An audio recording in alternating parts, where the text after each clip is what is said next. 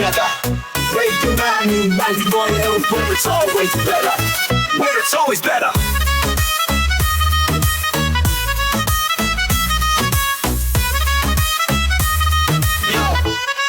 Yo, सुबह का सूरज या शाम का रंग, we bring you joy हर जुबान का धन।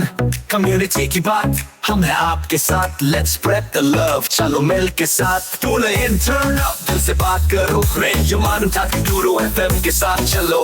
Every voice counts, हर लम्हा यहाँ, चलो बात करके देखते हैं, let's all shine on।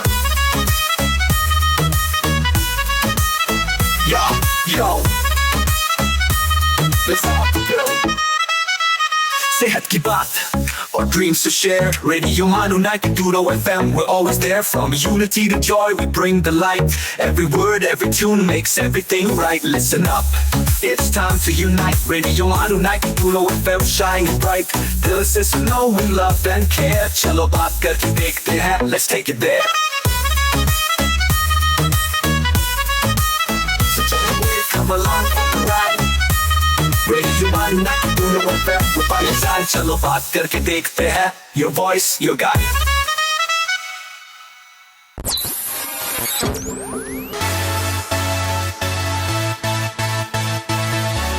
This is Radio Manu 90.0 FM. चलो बात करके देखते हैं।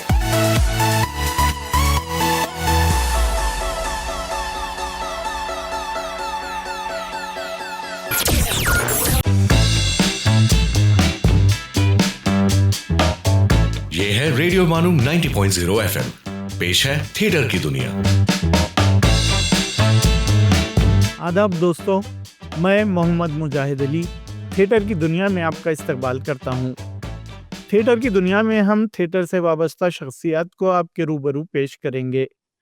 इस उन्वान के तहत ड्रामा निगारों, हिदायतकारों, फनकारों, गुलकार, मौसीकार, सेट डिज़ाइनर, पेंटर, मेकअप आर्टिस्टों से आपकी मुलाकात करवाएंगे। आज हम आपकी मुलाकात करवा रहे हैं प्रोफेसर दानिश इकबाल साहब से।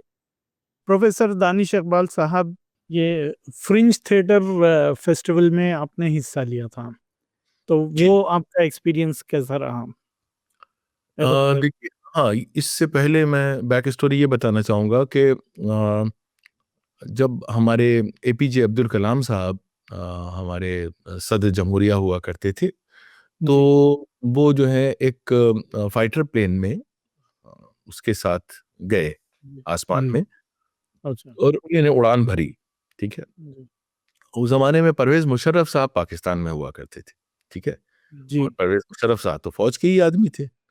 तो हम लोग जो है मजाक करते थे, मजाक में ये हुआ कि अब ये देखिए एपीजे अब्दुल कलाम साहब तो फाइटर प्लेन में गए हैं, तो अब ये ज़रूर रॉकेट में बैठ के चांद की तरफ जाएंगे, क्योंकि मुकाबला है हिंदुस्तान पाकिस्तान का।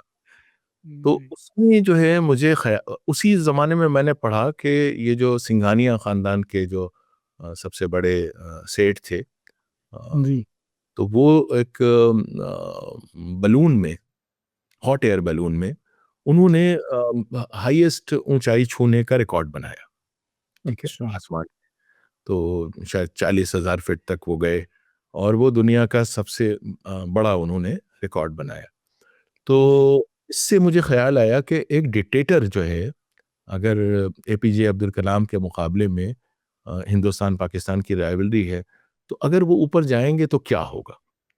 तो ये एक ख्याल आया मुझे, तो मैंने फिर ये ड्रामा लिखा, और ये ड्रामा हॉट एयर बैलून में होता है, और एक डिक्टेटर साहब जो परवेज मुशर्रफ का कैरिकेचर हैं, वो ऊपर जाते हैं, उनके साथ एक असिस्टेंट जाता है जो डॉक्टर है। अच्छा। और उन्होंने डेमोक्रेसी को ख़त्म करके, कब्ज़ा करके, इलेक्शन कैंसिल करके पावर हथियाई है, और जब वो ऊपर पहुंचते हैं तो वो डॉक्टर जो है वो जमहूरियत पसंद आदमी है, और वो आवाम को रिप्रेजेंट कर रहा है। तो वो बताता है कि मतलब मैं इसलिए आया हूँ कि मैं अपने मुल्क को आपसे छुटकारा दिलवाना चाहता हूँ। अच्छा। जी। तो आप समझिए कोई बहुत ड्रामाई मतलब जो है स्ट्रगल है। जी। डिक्टेटर साहब हैं, और वो है, और बीच में हवाएं चल रही हैं, नहायत सर्दी है, ऑक्सीजन ख़त्म हो चुकी है, और डॉक्टर की डिक्टेटर साहब को मतलब मदद की ज़रूरत है। तो देखिए फ़लसफ़ियाना सतह पे ये जो ड्रामा है इसके जो देखिए दो किरदार हैं, इनका जो तनाज़ा है, जो तसादुम है, वो है डेमोक्रेसी और डिक्टेटरशिप का, और इसमें कौन जीतता है। तो पाकिस्तान की जो पूरी हिस्ट्री है जी वो बहुत तंज़िया अंदाज में इसमें आती है।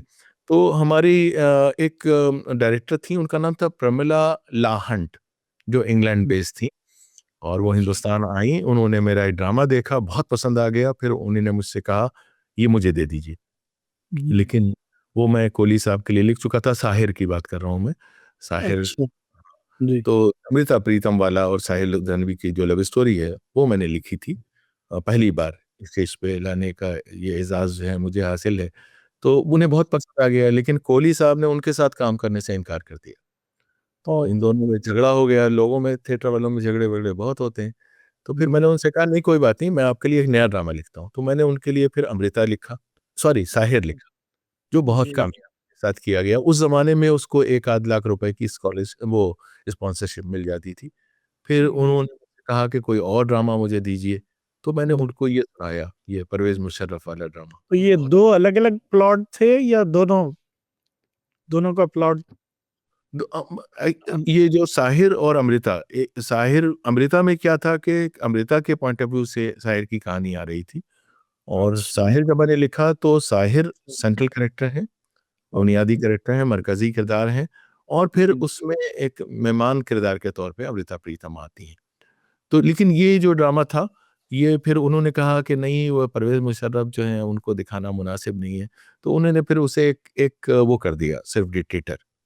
और अच्छा फिर ये इंग्लैंड में पेश किया गया। फ्रेंच थिएटर फेस्टिवल वहाँ का सबसे बड़ा थिएटर फेस्टिवल होता है, जी और ये फिर हिंदुस्तान से हमारे सारे अदाकार सब ये वहाँ गए, जी और 3 दिन तक ये वहाँ मतलब खेला गया, पेश किया गया।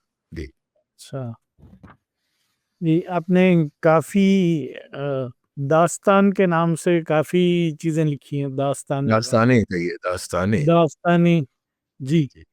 तो दास्तान राम दास्तान महाभारत दास्तान गांधी तो ये आपको कैसे ख्याल है कि सिर्फ दास्तान ले लेके हर एक टॉपिक पे अलग अलग इसको बनाए जी, जी, जी। असल में देखिए, इसमें जैसे जी, गांधी दास्तान गांधी है तो क्या जी, इसमें स्टोरी में स्टोरी है जी, जी, तो जी, इसको जी, जी। दास्तान पे जोड़ने का आपका क्या देखिए, अभी आप जानते हैं कि ड्रामा करने के लिए बहुत ज़्यादा बंदोबस्त की ज़रूरत होती है, काफ़ी लाव लश्कर चाहिए, जी और कॉस्ट्यूम से लेके लाइट से लेके, मेकअप से लेके, और ऑडिटोरियम, मतलब काफ़ी खर्चा जो है इन चीज़ों पे हो जाता है।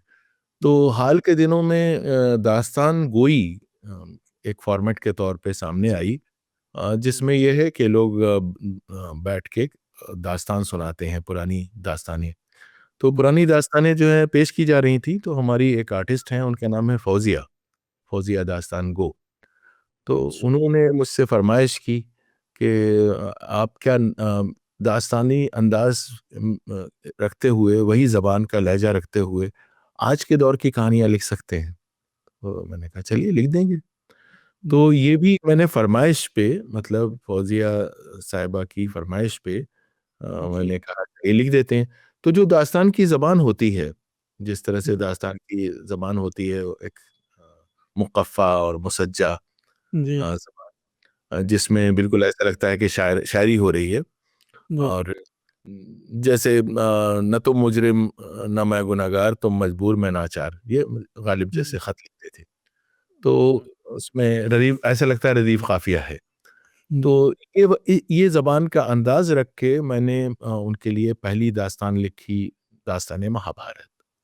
जी महाभारत में उर्दू में किताबें तो मौजूद हैं, तर्जुमे मौजूद हैं, लेकिन उन्हें बैठ के सुनाया नहीं जा सकता। जी और ये जो है फ़ॉर्मेट जो बैठ के सुनाने का है होता है, उसमें क्या होता है कि ऑडियंस को इन्वॉल्व करना होता है, और आपको ऐसे शायराना अंदाज़ से उसे पेश करना होता है, ऐसे ड्रामाई अंदाज़ से पेश करना होता है कि वो जो है ताली बजा सकें, या वो जी वाह! तो जैसे आप मुशायरे में शेर सुनाते हैं, अगर मुकालमे उसी शिद्दत के साथ लिखे जाएँ, उनमें उतनी ही जज़्बातियत हो, उतनी ही बरजस्तगी हो, जी तो हम उसे कहेंगे कि हाँ भई, ये अब एक अफ़सानवी या दास्तानवी अंदाज़ है। तो ये जो दास्तान महाभारत है, ये दास्तान नहीं है, सभी को मालूम है। और दास्तान गांधी दास्तान नहीं है, जैसे दास्तान अमीर हमजा है, तो वो तो ये चीज़ें होती थी। लेकिन इसमें ये दास्तान की ज़बान का लहजा रखते हुए मैंने नए दौर की कहानियाँ इन फरमाइश पे लिखी, और ये एक्सपेरिमेंट बहुत कामयाब रहा तजुर्बा। और कोई ऐसा महीना नहीं जाता, कई बार तो कोई हफ्ता नहीं जाता जब हिंदुस्तान में कहीं ना कहीं ये दास्तान पेश न की जाए। तो फौजिया जो हैं जितनी भी दास्तानें पेश करती हैं, जैसे वो करती हैं दास्तान मीना कुमारी, दास्तान मधुबाला, दास्तान राम, दास्तान महाभारत, दास्तान गांधी, तो ये लगातार जो है लिटरेरी फेस्टिवल्स होते रहते हैं, और प्राइवेट महफिलों में भी, क्लब्स में भी, और सारे मतलब जितने भी इस तरह के फंक्शंस होते हैं अहम, उसमें पेश करती हैं, और इन्हें बहुत पसंद किया जाता है। और दास्तान राम भी एक ऐसी दास्तान है। वैसे दास्तान राम मैंने एक उर्दू रामलीला के तौर पे भी एक बड़ा प्रोडक्शन किया है, जो कि 3-4-5 लाख रुपए का उसमें खर्चा होता है। और वो जब ये बाबरी मस्जिद का फैसला आने वाला था, तो मैंने जानबूझ के उस दौर में इसको लिखा और पेश किया, ताकि जो नफ़रतें हैं, मुनाफरत है, मतलब लोगों के दरमियान और कम्युनिटीज़ के दरमियान और सियासी बुनियादों पे, उसको कम किया जा सके और ठीक हो सके, और ये मैसेज जा सके कि मतलब ऐसा हरगिज़ नहीं है कि मतलब एक मखसूस क्या कहना चाहिए, नाम रखने वाले लोग हैं, उन्हें कोई इस तरह से कोई ऐसा किसी तरह की नापसंदीदगी या मोहब्बत में कोई कमी है, जो भी मुल्क के अकाबरीन हैं और जो अहम शख्सियत हैं, तो ये बहुत पसंद किया जाता है। ये ड्रामा भी बहुत पसंद किया गया। तो दास्तान राम नाम की मेरी दास्तान है भी है, जो फौजिया पेश करती हैं अपने एक साथी के साथ, रितेश यादव कर रहे हैं। और दास्तान राम एक बड़ा ड्रामा भी है, जो मुस्तजाब मलिक दिल्ली के एक हिदायतकार हैं, जो कि इनके साथ, हबीब तनवीर के साथ काम करते थे, तो वो पेश जी। You are listening to Theatre की दुनिया, Radio Manu 90.0 FM show on theatre.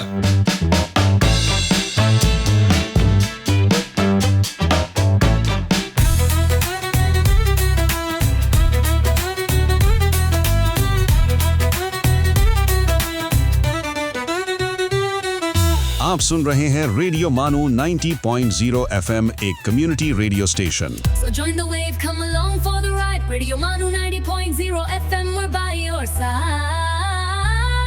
चलो बात करके देखते हैं. Your voice, your guide.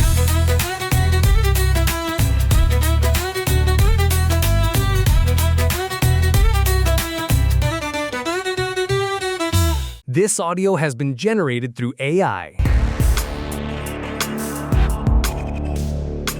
आइए अब सुनते हैं हिस्ट्रीज मिस्ट्रीज। सब कुछ बिल्कुल खामोश था, ना हवा की कोई आवाज, ना किसी गाड़ी का शोर। और फिर अचानक जमीन हल्की सी कांपी। ऐसे लम्हों में इंसान सिर्फ जलजले को महसूस कर सकता है, लेकिन क्या कोई ऐसी मशीन भी है जो धरती की सबसे हल्की हरकत को रिकॉर्ड कर सके? आदाब दोस्तों, आप सुन रहे हैं रेडियो मानू 90.0 FM और मैं हूं आरजे ओबैद। खैर मकदम है आप सबका हमारे खास प्रोग्राम हिस्ट्रीज मिस्ट्रीज में।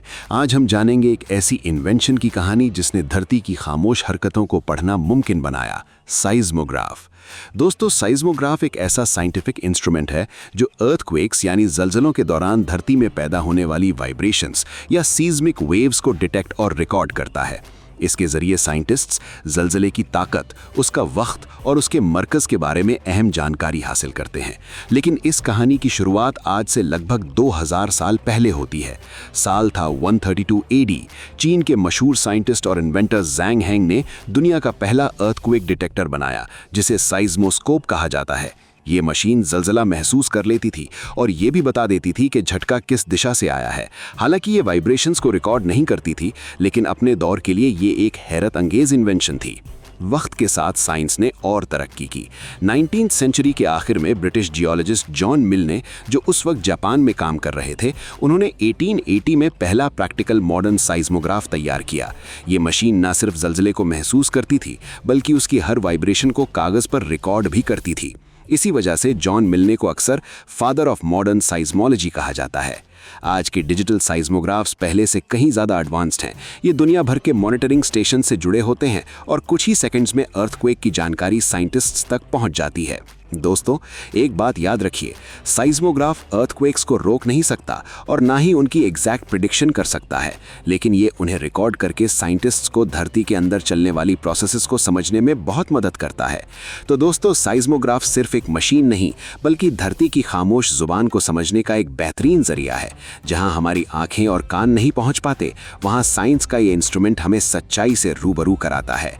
मैं हूं आरजे उबैद और आज के हिस्ट्रीज मिस्ट्रीज में फिलहाल इतना ही। अगली मुलाकात में फिर खोलेंगे तारीख का एक और दिलचस्प सफ़ा। तब तक इल्म से दोस्ती बनाए रखिए और सुनते रहिए रेडियो मानू 90.0 FM। चलो बात करके देखते हैं।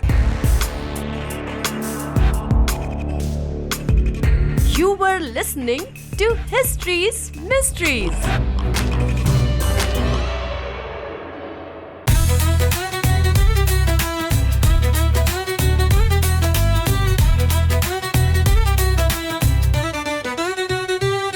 सेल्स, मार्केटिंग और ब्रांड प्रमोशंस के लिए हमसे राब्ता करें radiomanu@manu.edu.in पर। So join the wave, come along for the ride. Radio Manu 90.0 FM, we're by your side.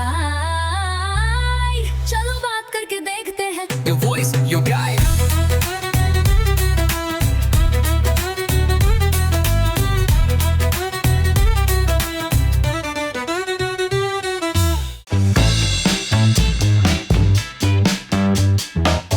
You are listening to Theatre की दुनिया, रेडियो मानो 90.0 FM शो ऑन थिएटर।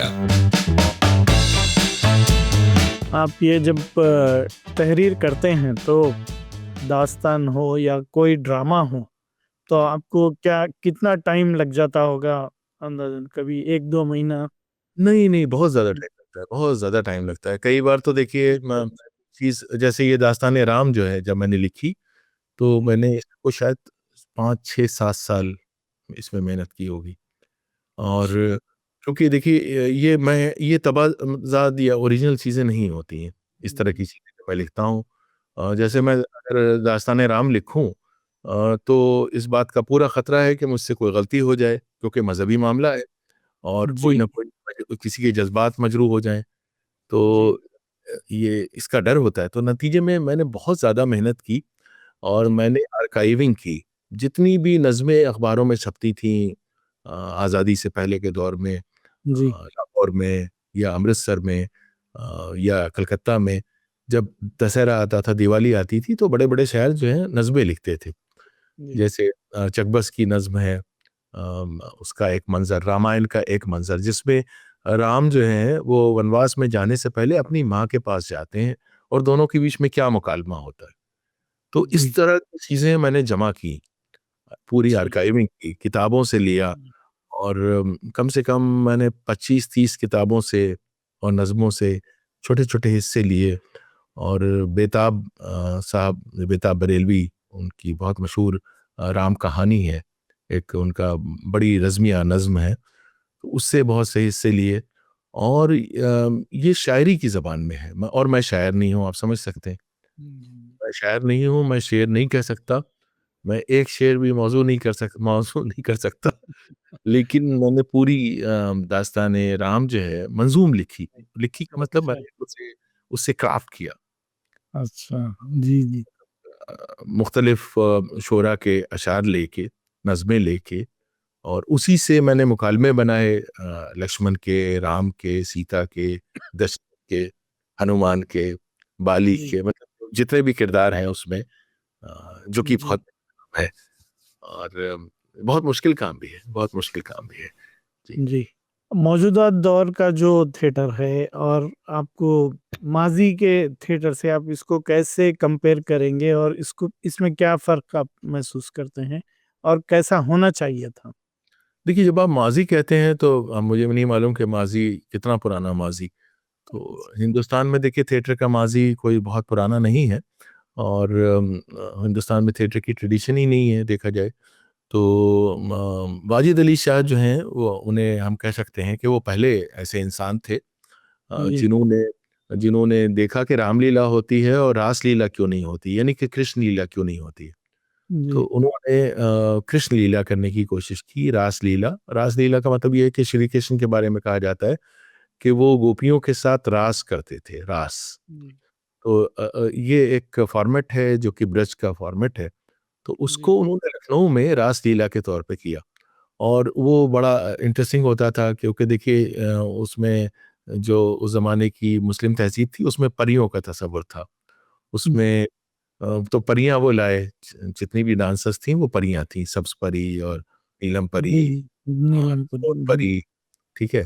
तो परियाँ होती थीं, परियाँ नाचती थीं, राजा इंद्र आते थे।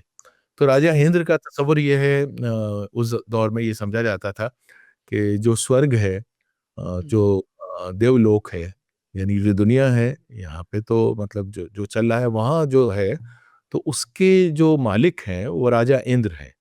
तो इंद्र जो हैं देवताओं के मतलब देवता हैं, ठीक है? तो उनका दरबार लगा हुआ है और दुनिया में क्या-क्या हो रहा है, ये सारी चीज़ें हो रही हैं। तो ये जो मतलब हिंदू तहज़ीब की अलामात हैं और जो जी, चीज़ें हैं, वो उन्होंने यकजा करके डांस ड्रामे तख्लीक किए। तो उसके बाद उनसे मुतासिर होके अमानत ने इंद्र सभा लिखी, जो कि जी, क्लासिकल है और पूरी रागों पे मुश्तमिल है और बहुत ज़बरदस्त प्रोडक्शन है। उसके जी, बाद अंग्रेज़ आ गए और अंग्रेज़ों ने कहा ये सब क्या है? तो अंग्रेज़ों ने वाजिद अली शाह को बहुत ज़्यादा डिस्क्रेडिट किया, उनका कैरेक्टर असैसिनेशन किया और जो हिंदुस्तानी तहज़ीब की जो खूबसूरत चीज़ें थीं, वो सब उन्होंने बंद कर दी एक तरह से। और फिर जी, उसके फ़ौरन बाद गदर हो गया। गदर जी, का मतलब 1857 यानी कि हमारी पहली जंग आज़ादी जी, अ, हो गई। उसमें बहुत क़त्ल ख़ून हुआ, दिल्ली की तहज़ीब मिट गई, लखनऊ की तहज़ीब मिट गई और जो ये जो उजड़े हुए लोग थे जो कि ड्रामों में काम करते थे या म्यूज़िशियंस थे या डांसर्स थे, ये या तो कलकत्ता चले गए या बम्बई चले गए। जी, जो बम्बई गए थे, उन्होंने पारसी थिएटर में फ़रोग़ में बहुत बड़ा किरदार अदा किया।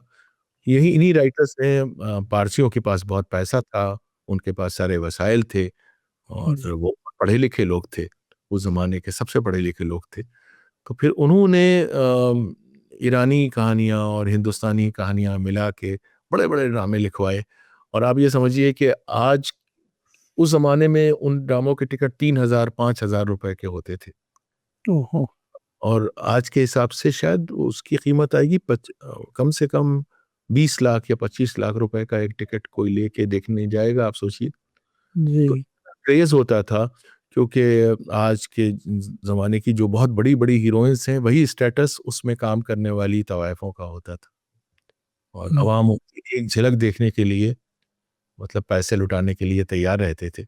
तो ये था हमारा पारसी थिएटर।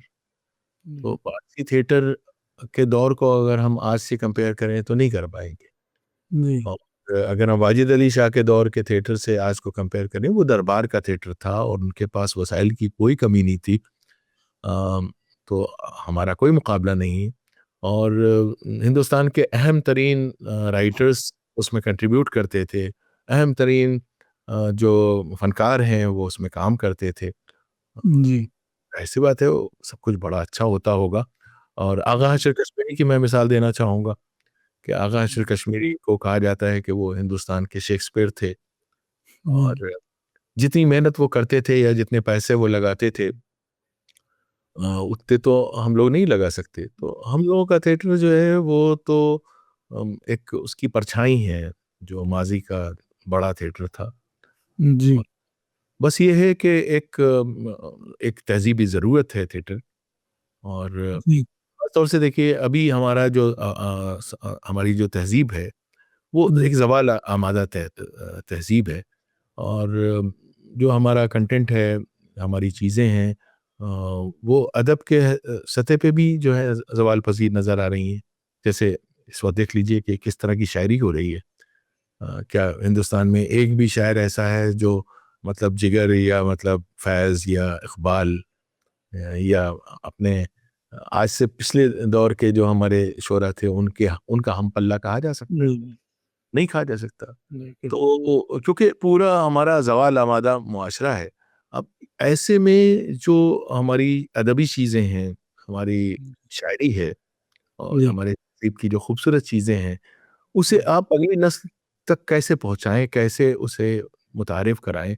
थिएटर एक ऐसी चीज़ है जिसमें मौसीकी, अदब और परफॉर्मेंस ट्रेडिशन और डांसेस और इन सारी चीज़ों का एक बहुत ही खूबसूरत संगम, बहुत खूबसूरत इम्तिज़ाज आप पेश जी, करते हैं और जिसे देख के एक बार अगर किसी ने थिएटर देख लिया तो फिर उसे हमेशा के लिए इन अनासिर में और इन जुज़ियात में दिलचस्पी हो जाती। जी, तो इस हिसाब से थिएटर एक ज़िम्मेदारी है और एक ज़रूरत है हर तहज़ीब जी, की। तो जी, हम लोग एक बड़ी ज़िम्मेदारी निभाने की कोशिश कर रहे हैं बहुत जी, छोटी सतह पे। जी, मुकाबला तो हम नहीं कर सकते अपने मतलब बुज़ुर्गों का, जी, लेकिन बीच-बीच में बहुत अच्छे ड्रामे हो जाते हैं। बिल्कुल, वसाइल अच्छे हों और पज़ीराई हो तो बहुत अच्छे ड्रामे होते हैं, ऐसा नहीं है। दिल्ली में बहुत अच्छा थिएटर हो रहा है और उर्दू ड्रामे भी बहुत अच्छे जैसे कि हमारे डॉक्टर सईद आलम साहब हैं, जी, जी, पूरे हिंदुस्तान में जाके बेहतरीन ड्रामे पेश करते हैं। अभी उन्होंने सर सैयद पेश किया है जी, और गालिब न्यू दिल्ली के 500 से ज़्यादा जी, शो कर चुके हैं। मौलाना आज़ाद, मौलाना आज़ाद मतलब सर इकबाल जो जो मैं ये मेरे बोल- से किया। तो ऐसा नहीं है मतलब अच्छा काम हो रहा है। बम्बई में लोग अच्छा काम कर रहे हैं। सैफ रफ़ीउल हसन हमारे साथी हैं अब पुराने दिल्ली के। अभी जी, उन्होंने वहाँ पे बेगम अख्तर पे जो है ड्रामा पेश किया है, जिसमें पद्मिनी कोल्हापुरी ने बेगम अख्तर का रोल किया अच्छा, बम्बई में और उसे बहुत पसंद किया गया। इसी दानिश हुसैन ने अभी ज़ाहिर पे जो है एक अच्छा ड्रामा पेश किया जो पसंद किया जा रहा है। अभी मैंने नूरजहाँ पे एक ड्रामा रेख्ता के लिए तरतीब दिया जो कि लंदन से शुरू हुआ, फिर दुबई में हुआ और जी, फिर दुबई में हुआ, दिल्ली में और अभी बस पिछले हफ्ते हैदराबाद में इसे पाएगा पैलेस में हम लोगों ने पेश किया और बहुत पसंद किया जी, गया। जी, तो ये कोशिशें जारी हैं, ये एक डांस ड्रामा है जी, और अच्छा खूबसूरत ड्रामा है, लोग बहुत पसंद कर रहे हैं। जी। जी। दानिश साहब ये बताइए कि जो ड्रामा निगार होता है और ड्रामे के आपके हिसाब से क्या लाज़मी जुज़ियात हैं, जिसके बगैर ड्रामा मुकम्मल नहीं?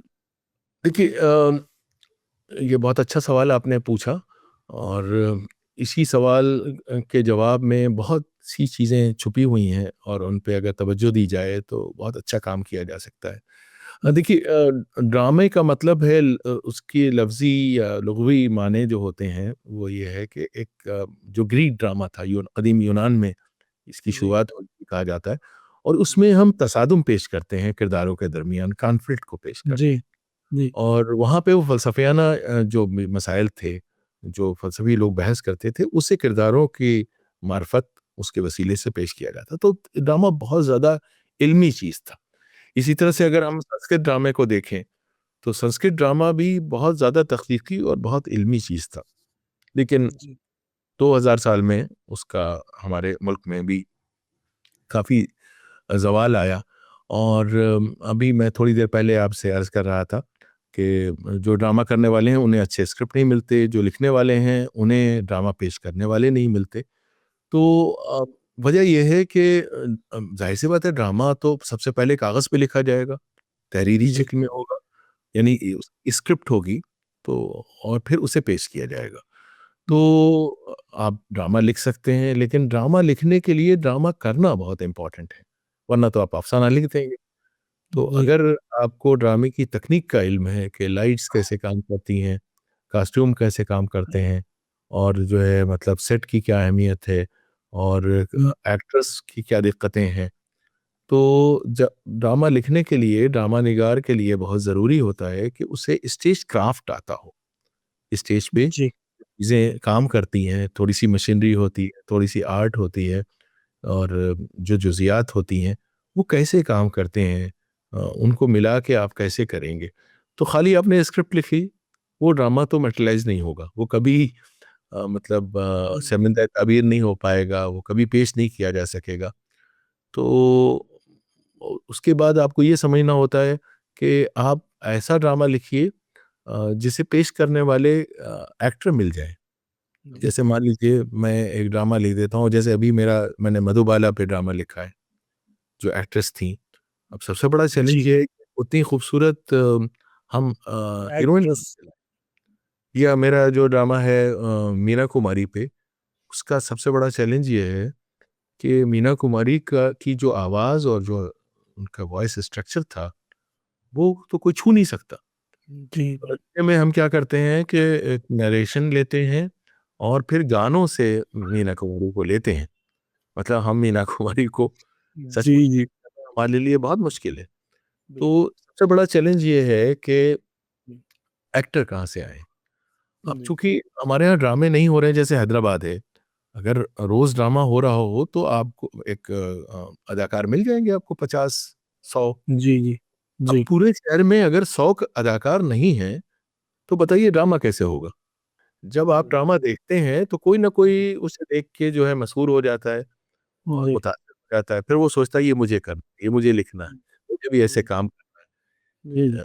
और ड्रामे में ये है कि देखिए, सिर्फ अदाकारी नहीं, आपको बहुत अच्छी मौसीकी चाहिए, आपको बहुत अच्छा रक्स भी चाहिए हो सकता है, आपको बहुत अच्छा आर्ट वर्क भी चाहिए हो सकता है, आपको बहुत अच्छा सेट भी चाहिए हो सकता है, आपको बहुत अच्छे कार्टून्स भी चाहिए हो सकते हैं, आपको बहुत अच्छा मेकअप और गेटअप। जैसे मिसाल के तौर पे अभी आप मान लीजिए महबूब अली पाशा के दौर का कोई ड्रामा करें, तो आज के दौर को तो यही नहीं मालूम है, आज के दौर के लोगों को कि उस ज़माने के मलबूसात कैसे होते थे। जी, ठीक है, तो आपको आर्ट हिस्ट्री का आइडिया होना चाहिए, बिल्कुल। आपको कॉस्ट्यूम की हिस्ट्री का, कपड़ों का, और जूते कैसे होते थे, दाढ़ियाँ कैसे, जी, तो और स्टेज पे जो आप सामान रखेंगे, जी, वो कहाँ से लाएंगे। जी, ड्रामा बहुत आसान फॉर्मेट नहीं है। जी, यही वजह है कि ड्रामे उतने नहीं होते हैं जितने मुशायरे होते हैं। क्या करना है आपको, मुशायरे जी, कोई नाज़िम ढूँढना है और कुछ लोगों को बुला लेना है। इसलिए क्या है कि हमारी कौम की सारी तान जो है मुशायरे पे ख़त्म हो जाती है। जी, थोड़ी देर के लिए लोग जमा हुए और उन्होंने शेर-वेर सुनाए और लोग महज़ूज़ हुए और चले गए। जी, ड्रामा करना बहुत मुश्किल हो जाता है। जी, जी। आप सुन रहे हैं थिएटर की दुनिया, रेडियो मानो 90.0 एफएम का theatre show.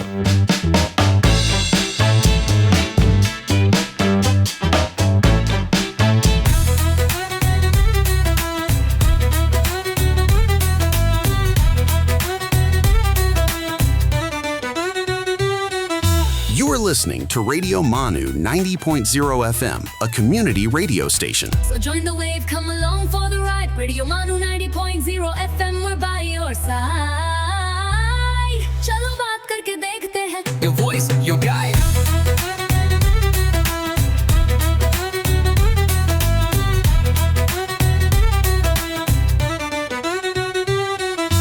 This audio has been generated through AI.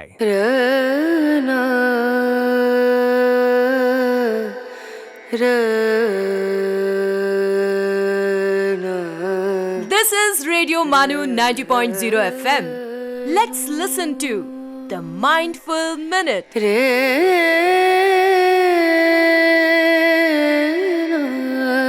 सच बोलना आसान है, मगर सच पर कायम रहना मुश्किल है। मशहूर Kaul.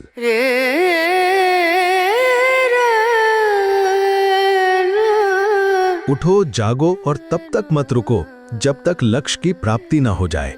Swami Vivekananda.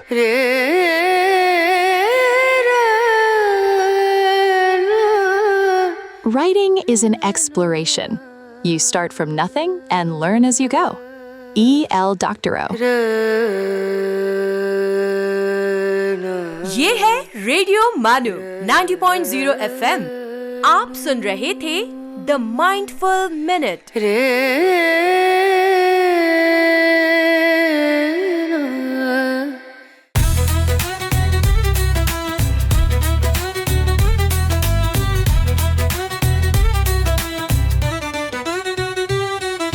sales, marketing, and brand promotions, write to us on Radio Manu at manu.edu.in. So join the wave, come along for the ride. Radio Manu 90.0 FM, we're by your side. चलो बात करके देखते हैं. Your voice, your guide.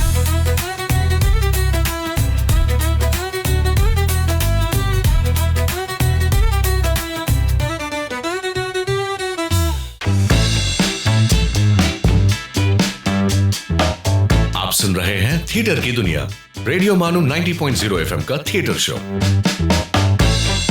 ये एक अच्छे writer बनने के लिए, ड्रामानिगार बनने के लिए क्या क्वालिटीज होनी चाहिए उनमें? आदमी को थोड़ा सा अहमक होना चाहिए, थोड़ा पागल होना चाहिए। क्योंकि देखिए ये इतना मुश्किल काम है कि मतलब बिना जी अब हिमाकत है, मतलब इसमें दिलचस्पी लेना। लेकिन ये है कि अब ये तो खैर मजाक की बात थी। देखिए जैसे मैं मिसाल अपनी देना चाहूँगा कि मैं अच्छा अफसाना नहीं लिख सकता, ठीक है? जी मैं कोई नज़्म नहीं लिख सकता, क्योंकि मैंने हमेशा ड्रामे ही लिखे, ठीक है? तो मैं अच्छा मुकालमा लिख सकता हूँ, मैं ऐसा डायलॉग लिख सकता हूँ जिस पे ताली बज सके, ठीक है? जी तो जी लोग जो है जैसे शेर पे वाह कहते हैं, ऐसे वाह कहें। जी तो सबसे बड़ी बात ये है कि आपको ज़बान पे कुदरत होनी चाहिए, ठीक है? जी और आप नेचुरल ज़बान अगर लिख सकते हैं, और एक अहम बात यह है कि एक ड्रामे में 4 कैरेक्टर होते हैं, किरदार होते हैं। वो चारों किरदार अगर दानिश इकबाल साहब की ज़बान बोल रहे हैं तो फिर तो गया ड्रामा, ठीक है? तो दानिश इकबाल साहब निजी ज़िंदगी में एक ज़बान बोलते हैं, वो उनके किरदार नहीं बोल सकते, सही ठीक है? किरदार अपनी ज़बान बोलेंगे। अगर वो किरदार एक औरत का है तो वो औरतों की ज़बान बोलेगी। अगर वो किरदार एक अर्बन औरत का है, जो शहरी औरत है, तो वो अंग्रेज़ी अल्फाज का इस्तेमाल करेगी। एक रूरल औरत का है तो वो एक देही इलाके का लहजा इस्तेमाल करेगी। तो ज़बान की समझ बहुत ज़्यादा अहम है। और उसके साथ-साथ ये कि जो तारीख़ है उसका इल्म होना चाहिए। जैसे मैं अभी जो बातें आपसे कर रहा था, मेरा कोई भी ड्रामा फ़िक्टिशियस ड्रामा नहीं है, यानी फ़िक्शन का इस्तेमाल नहीं है उसमें। जी ज़्यादातर डाकू ड्रामे हैं। डाकू ड्रामे का मतलब सामान्ही ड्रामे, जी यानी कि जी सचमुच लोगों की ज़िंदगी पे जी ड्रामे हैं, मबनी ड्रामे हैं। तो उसमें एक बहुत बड़ा मसला ये आ जाता है कि हमें उनकी ज़बान इस्तेमाल करनी होती है। तो बिल्कुल अगर मैं गालिब पे ड्रामा लिख रहा हूँ, तो मुझे गालिब की ज़बान लिखनी है, वो ज़बान तो मुझे आती ही नहीं। तो मैं क्या करता हूँ, उनके ख़तों से, उनके अशार से जी वो ज़बान जो है अख़्ज़ करने की कोशिश करता हूँ। जैसे अमृता प्रीतम पे मैंने ड्रामा लिखा, तो मैं उनकी ज़बान नहीं लिख सकता। तो जी अमृता प्रीतम की ज़बान लिखने के लिए मैंने उनके इंटरव्यूज़ से जुमले लिए, मैंने उनकी कहानियों से जुमले उठाए, मैंने उनके ख़तों से जुमले उठाए। तब जी मैं ज़बान लिख पाया और उसके साथ इंसाफ़ कर पाया। तो हर किरदार की अपनी ज़बान है। मंटो, जैसे मंटो हैं, मंटो जी को एज़ ए किरदार मैंने इस्तेमाल किया है इसमें मेरे कई ड्रामों में। तो अभी जो ये नूरजहाँ वाला है, उसमें नूरजहाँ के बारे में मंटो बता रहे हैं। तो अब मंटो जो है, मंटो की ज़बान मैं नहीं लिख सकता। क्या क्या राइटर थे साहब! जी हम तो वैसा एक जुमला नहीं लिख सकते। तो जी मंटो की तहरीरों से हम मंटो की का किरदार बनाते हैं और मुकालमे लेते हैं। जी तो ये इसमें बहुत ज़्यादा रिसर्च, बहुत ज़्यादा आर्काइविंग, बहुत ज़्यादा अर्क़रेज़ी, बहुत जी ज़्यादा दी इसी जी जी तरह की सब चीज़ें हैं, जी जो अब पता नहीं मैं कैसे कर लेता हूँ। और जो आपने पूछा था कि कितना वक़्त लग जाता है, काफ़ी वक़्त लग जाता है। कई बार तो कई साल लग जाते हैं। अब जैसे ये नूरजहाँ वाला जो ड्रामा है, जी ये 4 साल से ज़हन में था, और मैंने जी कुछ प्रेज़ेंटेशंस भी किए, कुछ म्यूज़िकल प्रोग्राम किए, स्टोरी टेलिंग जो होती है, हम उनकी कहानी सुनाते हैं। तो मैं हर महीने अमेरिका के हमारे जो सीनियर लोग हैं, दोस्त लोग हैं, वो मुझसे फ़रमाइश करते हैं कि उन्हें अपनी तहज़ीब से मुताल्लिक़ चीज़ें मिलती नहीं हैं अमेरिका में। तो जी हमें हर महीने की आखिरी शनिचर को किसी फ़नकार पे, किसी मौसीक़ार पे, किसी गुलूकार पे, किसी हिदायतकार पे, किसी शायर पे एक प्रेज़ेंटेशन करता हूँ, जिसमें उनकी कहानी सुनाता हूँ, उनकी बातें बताता हूँ, उनकी ज़िंदगी के बारे में, हयात व ख़िदमत के बारे में बताता हूँ, और फिर जी उनके गाने पेश किए जाते हैं जो दूसरे फ़नकार करते हैं। तो इस तरह से मैं नूरजहाँ पे कई बार कर चुका था। और फिर रेख्ता ने कहा कि आप हमारे लिए कुछ ऐसा कर दीजिए। मैंने कहा मैं कर देता हूँ। तो अब यूं देखा जाए तो जब उन्हें रेख्ता की तरफ से फरमाइश आई तो मैंने कर दिया उसे 2 महीने में। लेकिन उससे पहले जी। मौत जमा करने में मुझे तो 2-3 साल लगे होंगे। अभी मेरा अगला जो टारगेट है वो ये है कि मैं सुरैया और देवानंद की जो लव स्टोरी है, जी। जो कि कामयाब नहीं हो सकी, मतलब मजहबी इख्तिलाफात की बिना पे दोनों के ख़ानदानों ने एक दूसरे को कबूल नहीं किया, तो वो एक ट्रेजिक लव स्टोरी है। तो मैं आने वाले दिनों में उसे स्टेज पे पेश करना चाहूँगा। ये अभी मेरे ज़हन में आया। हैदराबाद में ही मुझे किसी ने कहा कि उसे देख के, नूरजहाँ को, कि आपका इस तरह का और कौन-सा ड्रामा है? तो मैंने कहा वो है मधुबाला है और मीना कुमारी पे है और मैं राज कपूर पे भी करना चाहता हूँ। फिर मैंने सोचा कि नहीं, इनमें से कोई भी इन्हें पसंद नहीं आएगा कि वो दूसरे लोग कर रहे हैं। तो वो चाहते थे कि जो मैंने खुद जिसमें काम किया हो या नरेट किया हो या डायरेक्ट किया हो। तो मुझे लगा कि हैदराबाद में मतलब सुरैया को लोग पसंद करेंगे, क्योंकि अच्छा। सुरैया के गाने उनकी तहज़ीब से मुताबिकत रखते हैं। नुक्ताची हैं गमे दिल, जी। अच्छा तो किसी ने गाया नहीं। जी। और वो हमारे लाशऊर का हिस्सा हैं, हमारी उसका हिस्सा है, तहज़ीब का हिस्सा हैं। तो अब मैंने सोचा है अब होगा क्या, मैं कई बायोग्राफ़ीज़ पढ़ूँगा। सुरैया की कोई बायोग्राफ़ी मौजूद नहीं है, तो मैं देवानंद की बायोग्राफ़ीज़ पढ़ूँगा और दूसरे उनको पढ़ूँगा। फिर उसमें कहीं पे ज़रा-सा हवाला आएगा सुरैया का, तो मैं जमा करूँगा। ये मेरी रिसर्च होगी। फिर मैं उसे जमा करूँगा और फिर एक ड्रामा जो है तरतीब दूँगा। जी, तो ये काफ़ी मुश्किल काम है, दिक्कत तलब काम है और जी। काफ़ी वक़्त जाता है इसमें। लेकिन उतना ही वो भी है, उतना ही उसमें मज़ा आता है और उतना ही आपको लुत्फ़ आता है। जी। और जो सैटिस्फैक्शन है इसका और जो इसकी पज़ीराई है, वो मतलब मिसाल के तौर पे मैं अभी इसी मौज़ू पे मैं एक किताब लिखूँ। मान लीजिए मैं एक किताब लिख देता हूँ, तो आप बताइए कितने लोग उस किताब को पढ़ेंगे? अभी हमारे वहाँ एक किताब जो है 500 छपती है और जी। 300 से पढ़ते हैं। लेकिन जब एक ड्रामा करते हैं तो उसकी रसाई मतलब 5,000, 10,000, जी। 20,000 छोटी-छोटी क्लिप्स लोग शूट कर लेते हैं अपने कैमरे पे और आपका काम मतलब हज़ारों लोगों तक लाखों लोग तो नहीं कहूँगा मैं, जी। लेकिन हज़ारों लोग। हज़ारों जी। तक भी 1,000 लोगों तक होते-होते पहुँच ही जाता है। दानिश साहब, आपको थिएटर करने में कभी कोई फाइनेंस की या दुश्वारी पेश आई, जैसे स्पॉन्सरशिप की? जी, जी, जी। तो ये तो अन्य रोज़ पेश आती है, रोज़ जी। पेश आती है और आप कुछ इसमें इंतज़ाम कर दें तो बड़ी मेहरबानी होगी आपकी। तो आप कैसा करते हैं इसको रिकवर करने के लिए? नहीं, देखिए मुझे बहुत परेशानी आती है और कोई परेशानी नहीं आती है। देखिए जी। इसका फ़र्क है देखिए, क्योंकि देखिए अगर मैंने शुरू में अर्ज़ किया था कि अगर मैं एक स्क्रिप्ट लिख के बैठ जाऊँ और इंतज़ार करूँ कि आसमान से अभी जो है सफ़ेद घोड़ों पे फ़रिश्ते उतरेंगे और वो ले जाएँगे स्क्रिप्ट और पेश करेंगे, तो नहीं होगा। जी। इसलिए मैं तो देखिए मैं कुछ नहीं लिखता जब तक लोग फ़रमाइश ना करें, जब तक एडवांस ना दें, जब तक अच्छा। मुझे रॉयल्टी मेरी ना दें। तो इस हिसाब से मैं बहुत खुशकिस्मत आदमी हूँ। मैं ऐसे मतलब मैं लाखों रुपए कमाता हूँ अपने तहरीर से, जो जी। कि अगर मैं 100 किताबों का भी अगर मैं मुसन्निफ़ होता तो मुझे जी। उतने पैसे नहीं मिल सकते थे, जी। जितने इसमें मिल जाते हैं।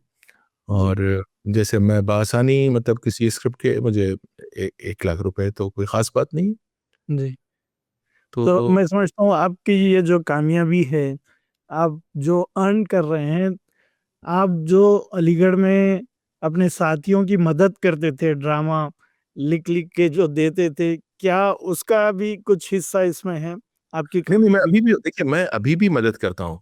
आप ये समझिए मुझसे जो स्ट्रगलिंग एक्टर्स हैं, जो बम्बई जाते हैं फ़िल्मों में काम करने के लिए, तो वो मुझसे फ़रमाइश करते हैं कई बार कि कुछ ऐसा लिख दीजिए कि मतलब हम वहाँ पेश कर सकें। क्योंकि उनका तरीका क्या होता है कि वो चाहते हैं कि उन्हें कोई नोटिस करे और उन्हें रोल दे। उन्हें रोल तभी देगा जब उन्हें अच्छा काम करते हुए देखेगा। जी, तो मैं ऐसे लोगों से कोई पैसे नहीं लेता। मतलब उन्होंने कहा कि आप ये कर दीजिए, मैंने कहा लीजिए, ये लीजिए। तो ये जो दास्तानें मैंने लिखी हैं, इसे बहुत से लोग वहाँ करना चाहते हैं। दास्तान-ए महाभारत, हमारे एक एक्टर हैं फ़िरोज़ ख़ान, तो उन्हीं ने इजाज़त माँगी कि हम वहाँ करना चाहते हैं। मैंने कहा करिए। और ये आमतौर से लोग मुझे पेमेंट करते हैं, तो मेरा ये कहना है कि इस तरह के लोगों से मैं कहता हूँ, अगर जब आप कमाएँगे तो उसका एक परसेंटेज हम आपको देंगे। अगर आप नहीं कमाएँगे तो हमें भी मत दीजिए। लेकिन अगर आप हमारे स्क्रिप्ट से कमा रहे हैं, तो आप हमें देंगे। तो अभी ये है कि मैं जैसे अभी मुझसे कबीर एक मयंक हैं हमारे यंग डायरेक्टर हैं, उन्होंने मुझसे 3 ड्रामे लिखवाए हैं। एक रज़िया सुल्तान पे लिखवाया और एक कबीर पे लिखवाया और एक मधुबाला पे लिखवाया। तो वो क्या करते हैं कि एक एडवांस दे देते हैं, फिर जितनी बार उसका शो होता है तो उसकी मुझे एक रॉयल्टी देते हैं। अच्छा। तो ये इस हिसाब से, ये जो आपका सवाल था कि स्पॉन्सरशिप, जब मैं खुद करूँगा तब मुझे पैसे चाहिए होंगे, तो मैं खुद नहीं करता। देखिए, मैं तो अपने घर पे बैठा हुआ हूँ, मुझे फरमाइशें आती हैं कि ये ले दीजिए। और शुक्र की बात है, शुक्र माबूद कि मेरे पास इतना वक्त नहीं जितनी फरमाइशें हैं मेरे पास। तो रोज़ाना मैं 4 या 5 घंटे जो हैं लिखने में सर्व करता हूँ, और कई बार मैं पूरे दिन में 2 जुमले भी नहीं लिख पाता। यानी मैं पढ़ रहा हूँ, सोच रहा हूँ, और कई बार जो है मैं सफ़े के सफ़े लिख देता हूँ।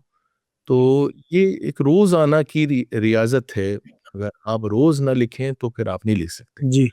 तो अभी मैं मौलाना आज़ाद पे एक मैंने बहुत लंबा स्क्रीन प्ले मुकम्मल किया है।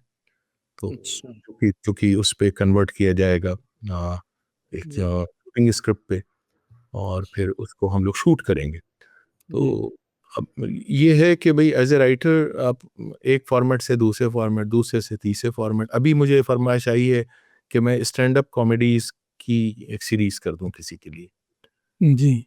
और film proper film screen place भी मैंने अभी 2 किए हैं, और जिसमें ज़्यादा वक्त चाहिए होता है। अगर मैं कोई स्क्रीन प्ले करूं तो मुझे कम से कम 1.5-2 साल का वक्त चाहिए, लेकिन उस 1.5-2 साल में फिर ये इस तरह के तो बहुत से काम अधूरे रह जाएंगे। जी।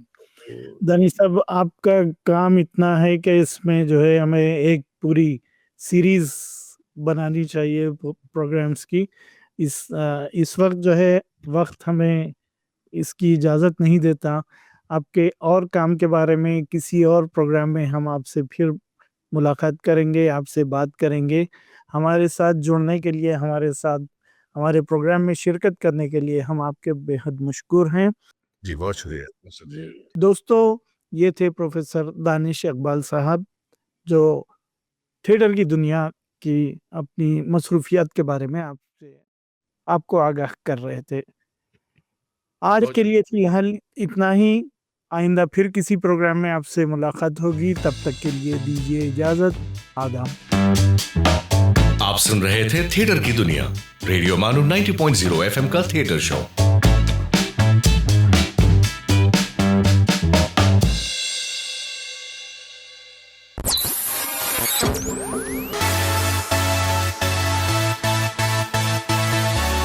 You are listening to Radio Manu 90.0 FM। चलो बात करके देखते हैं।